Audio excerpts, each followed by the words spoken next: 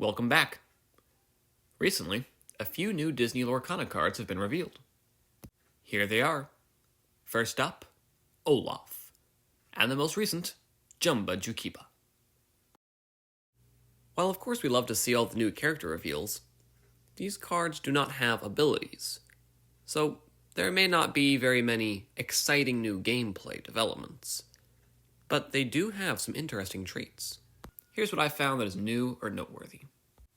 For one thing, there are some new titles found on these cards. You can now play with allies and inventors. There are so many titles now that these will likely be used in conjunction with various effects that will work only on specifically titled cards. So far, it's been pretty evident that Storyborn come from their original stories, and Dreamborn come from an alternate version. But I can't quite figure out what is different about Jumba here.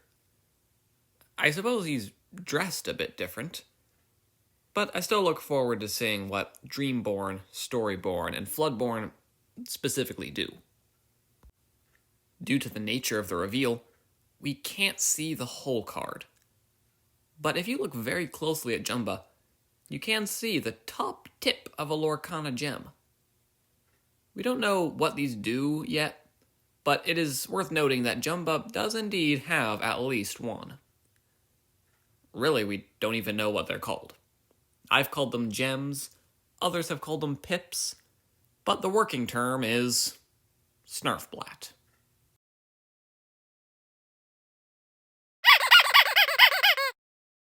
These cards don't teach us a whole lot, mainly because neither of them have abilities like most of the other cards. In fact, that part of the card is completely blank. Interestingly, however, these cards still have a dividing line between that section of the card and the quote at the bottom. If nothing is meant to be written there at all, why do we have this line? Looking closer, why does this line look different on these two newest cards than the rest of the ones we know? I've never really thought much about this line, because I assumed it was purely decorative. But this new style of dividing line resembles a storybook. And if you think of it like that, then the usual dividing line art somewhat resembles a pen. Why make these lines different in the first place? Could you somehow attach a card to write something in this spot? Look really closely right next to the Ravensburger logo. Do you see something that is there on these two newest cards that is not on any other? I found two. Jumba and Olaf have an area that is lighter and extra sparkly right where the Snarfblatts would be. And the spot where this ridge meets the next section of the card, there's a little notch coming down. But why?